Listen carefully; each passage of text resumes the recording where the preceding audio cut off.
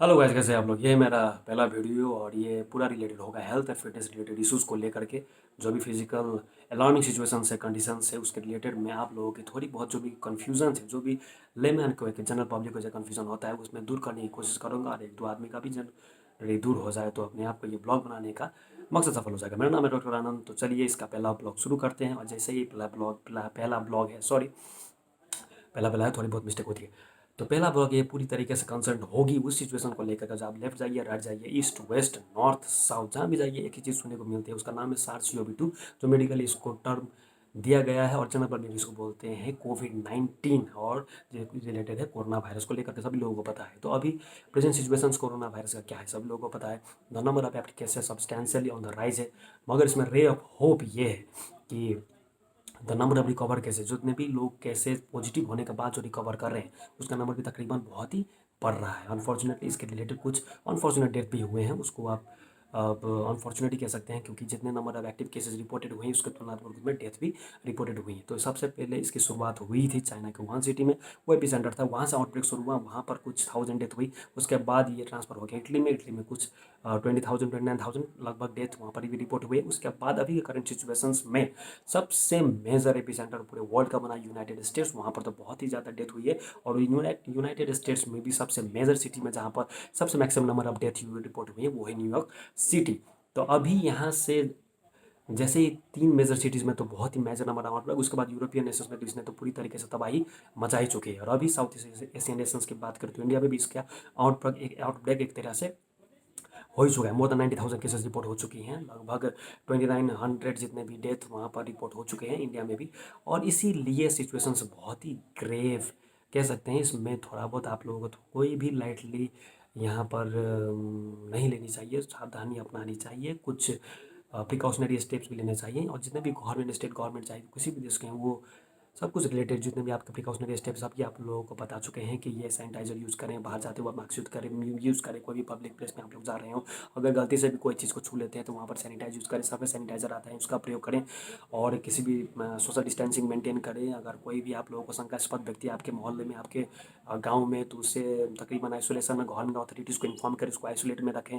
और family member को अगर आप कोई भी कंप्लेंट्स है, जैसे फीवर हो गया, सब्सटेंशियली राइज इन टेम्परेचर हो गया, इंटरमीडिएट फीवर हो गया, मतलब फीवर कंटिन्यूसली राइज हो रहा है, चिल्स एंड राइगर्स एसोसिएटेड, मतलब ठंडी लग रही है, उसके बाद सोर थ्रोट हो रहा है, उसके बाद दो नए सिम्टम जो ऐड हुए थे उसमें एनोस्मिया होता है, लॉस ऑफ स्मेल हो गया, और ये और टोंग का सेंसेशन, मीन्स आप जो भी खाना खा रहे हैं, जो पहले आप लोगों को टेस्ट सेंसेशन होता था उसके तुलनात्मक रूप में टेस्ट सेंसेशंस का उतना ना आना, वो भी एक नया सिम्टम ऐड हुआ है। तो देखिए, ये जितने जितने रिसर्च इस कोविड-19 को लेकर के हो रहे हैं, नए नए सिम्टम, नई नई बातें और जानकारी आ रही है। पहले इसके बारे में कहा जाता था कि ये सिर्फ रेस्पिरेटरी सिस्टम पे अटैक करता है, रेस्पिरेटरी का जो एल्वियोलाई है, एयर सैक्स है, वहाँ पर ये जिसका जो मेन अटैक वहीं पर होता है, इसके कारण जिसकी डेथ होती है एक्यूट रेस्पिरेटरी डिस्ट्रेस सिम्टम को लेकर के। मगर जैसे जैसे नए नए रिसर्च बढ़ रहे हैं तो इसको लग रहा है कि ये नर्वस सिस्टम में भी अटैक करता है, गैस्ट्रोइंटेस्टाइनल सिस्टम में भी अटैक करता है, यूरिनरी सिस्टम में भी अटैक करता है। तो तकरीबन लगभग हर एक सिस्टम में कुछ ना कुछ इसके एडेड फीचर्स देखे गए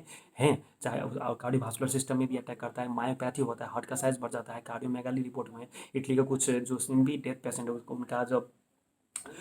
उनका जब ऑटोप्सी हुआ है तो कुछ ऐसे ही रिलेटेड खबरें आई हैं। तो इसलिए तकरीब भय की बात है। इस आप सभी लोगों को पता होगा, जिन लोगों को पता नहीं, आप एक बार 1920s में एक फ्लू आउटब्रेक हुआ था, उसका नाम था स्पेनिश फ्लू। उसमें भी बहुत करोड़ों लोगों की जान चली गई थी, उसमें भी बहुत ही maximum number of death reported हुई थी। तो तकरीबन ऐसा सिचुएशन देखिए दोस्त, किसी ने भी नहीं सोचा है।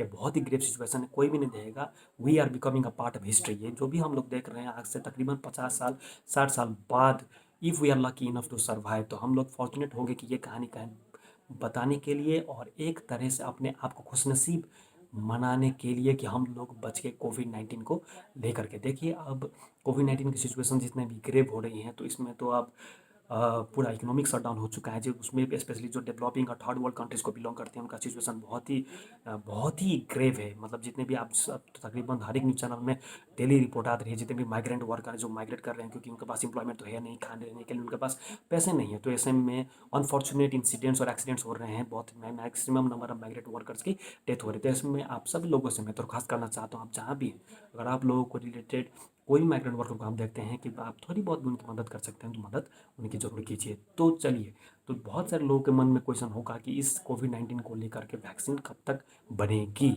तो खुशी की खबर ये है कि बहुत सारे, चाहे लंदन हो, ऑक्सफोर्ड यूनिवर्सिटी हो, इजराइल हो, अमेरिका में बहुत सारे जितने भी माइक्रोबायोलॉजिकल और बायोटेक्नोलॉजिकल लैब्स हैं, सभी लोग लगे हुए हैं इसको रिलेटेड वैक्सीन बनाने के लिए। मगर वायरस का एक पेक्युलर प्रॉपर्टी होता है दोस्तों, जिन लोगों को पता है, जो मेडिकल रिलेटेड स्टूडेंट्स इनको देखना तो उनको समझ आएंगे।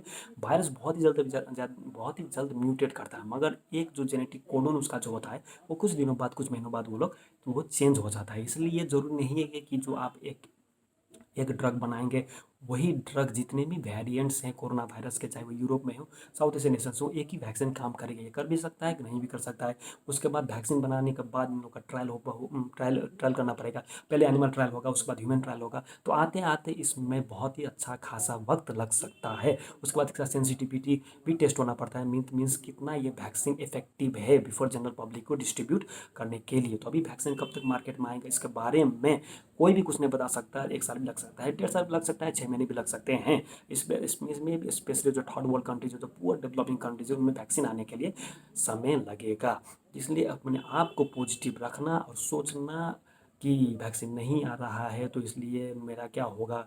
तो ये सिचुएशन देखिए, थोड़ी बहुत आशंकाएं तो मन में आ ही जाती है, मगर फिर भी इसमें ज़रूरी है कि आप थोड़ी प्रिकॉशनरी स्टेप्स जितना हो सकते हैं आप लोग फॉलो करें, और प्रोफाइलैक्टिक मेडिकेशंस भी बिना मेडिकल प्रैक्टिशनर, बिना मेडिकल डॉक्टर के सलाह के ना ले। कितने लोग क्या मिस्टेक करते हैं कि फ्लेक्जन ब्रूफेन सभी लोगों को पता है, तो थोड़ा बहुत बुखार राइज हुआ, किसी से पूछा नहीं, वैसे भी ब्रूफेन ले लिया। इसी तरीके से बहुत ही मेजर मिसहैप हुआ था जब डेंगू के रिलेटेड कंडीशंस में, जब हाई ग्रेड फीवर में बहुत सारे लोगों ने बिना किसी से पूछे पैरासीटामोल की जगह पर ब्रूफेन ले लिया था, जो कि आइबुप्रोफेन स्ट्रिक्टली कॉन्ट्रा इंडिकेटेड है इसमें, क्योंकि ये प्लाज्मा जो भी लीकेज है उसका, इसका सब्सटेंस ये ब्रूफेन इंक्रीज कर देता है। आप नॉर्मल कोई बुखार तो पैरासीटामोल यूज़ करें, पर फिर भी मैं सलाह देता हूँ कि कोई भी पैरासीटामोल या कोई भी मेडिकेशन यूज़ करने से पहले आप प्लीज़ एक जनरल प्रैक्टिशनर से या मेडिकल प्रैक्टिशनर से सलाह जरूर लें। क्वैक से नहीं, सिर्फ डॉक्टर से सलाह लें।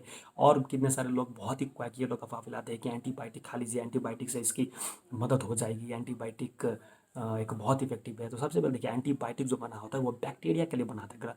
बैक्टीरिया में भी बहुत सारे होते हैं, ग्राम पॉजिटिव होते हैं, ग्राम नेगेटिव होते हैं, ट्यूबरकुलर होते हैं, बहुत सारी है। इसका डिटेल में मैं नहीं जाना चाहूँगा, किसी दिन फुर्सत मिला अगर आप लोग कहेंगे तो उसके बारे में भी डिस्कशन कर सकता हूँ। मगर देखिए, वायरल डिजीजेज में एंटी बैक्टीरियल का काम नहीं होता। हाँ, अगर सेकेंडरी सिम्टम्स, अगर वायरस के रिलेटेड आपकी इम्यून सिस्टम कमजोर हो जाए, उसमें थोड़ा बहुत कॉमन जो जनरली बैक्टीरियल पैथोजेंस वगैरह वो आपके शरीर पर अटैक कर दे, और उसमें कुछ बैक्टीरिया रिलेटेड आपके ब्लड कल्चर में रिपोर्ट आ जाए, तो एंटीबैक्टीरियल आप लोग यूज़ कर सकते हैं। इसलिए कोई भी, जैसे एमोक्सिक्लाव हो गया, जिथ्रोमाइसिन हो गया, बिना कुछ लोग पूछते नहीं, ये भूजा की तरह, चूरा की तरह लोग खाते रहते हैं। तो ये प्लीज़ वैसा मत कीजिए बिना मेडिकल प्रैक्टिशनर के। ऐसी गलती बिल्कुल भी मत कीजिए, क्योंकि बैक्टीरियल एंटीबैक्टीरियल अगर आप लेंगे तो बहुत ही ज़्यादा रेजिस्टेंस वो डेवलप कर लेगा, और बाद में वही दवाई आपको अगर ज़रूरी पड़ेगी तो वो आपको काम नहीं करेगा। इसीलिए कोई भी चीज़ करने से पहले प्लीज़ अपने जनरल पब्लिक को या अपने जो भी आपके नियर बाय सेंटर में जो भी डॉक्टर है उनसे सलाह ज़रूर लीजिए। और अभी के लिए कोविड-19 से बचने के लिए एक ही उपाय है, सोशल डिस्टेंसिंग है। अपने आप को सेफ कीजिए, सैनिटाइज़र का यूज़ कीजिए, और कोई भी पब्लिक जहाँ पर गैदरिंग होती है वहाँ पर ना, जो वैसे भी तो गवर्नमेंट ने तो बहुत ही सारी स्ट्रिक्ट मेजर्स लिए हैं पब्लिक गैदरिंग ना होने के लिए, पर फिर भी अपने आप से जो हो सके उतना प्रिकॉशन लेना बहुत ही ज़रूरी है, क्योंकि वैक्सीन का कोई भी सर्टेनिटी डेट नहीं है, कब तक लॉन्च होगा, कब आएगा, उसका कोई भी वो नहीं है। तो इस बनाने के लिए तक कि मेडिसिन को वैसे ही हैप्पैज़र्ड यूज मत कीजिए। अगर मेडिसिन हैप्पैज़र्ड यूज़ करेंगे तो देखिए, कोई भी मेडिसिन बिना साइड इफेक्ट्स के आता नहीं। कितने डोज में लेना है, क्या लेना है, कितना यूज़ करना है, अगर आप लोगों को जानकारी इस बात में नहीं होगी तो आप लोग अपने शरीर का ही नुकसान करेंगे। तो थैंक यू दोस्तों, आज के लिए बस इतना ही। अगर आप लोगों की वीडियो पसंद आए तो प्लीज़ मुझे सब्सक्राइब कीजिए, कमेंट कीजिए, और आप लोग चाहते हैं कि किसी दूसरे टॉपिक के बारे में मैं वीडियो बनाऊं तो प्लीज़ आप लोग मुझे बोल सकते हैं, मैं दूसरे टॉपिक के बारे में वीडियो बनाऊंगा। और चाहूँगा कि आप लोगों को जितने भी प्राइम इन्फॉर्मेशन है, जो भी एक लेमैन को समझने के लिए, जनरल पब्लिक को समझने के लिए, वो लैंग्वेज में आप लोगों को समझाने की कोशिश करूँगा। मुझे पता है कि आज पहली वीडियो में थोड़ी बहुत टेक्निकलिटीज़ और टेक्निकल टर्म मैंने यूज़ की है, अगर आप लोगों को समझ में नहीं आए तो आप लोग मुझे कमेंट सेक्शन में पूछ सकते हैं। तो थैंक यू, आज के लिए बस इतना है। Thank you doctor, thank you all the viewer for listening to this video. और अगर आप लोग ऐसे ही प्यार करेंगे, देखेंगे, कुछ रिस्पॉन्स देंगे तो मैं आगे भी इस बारे में वीडियो बनाता रहूँगा। Thank you.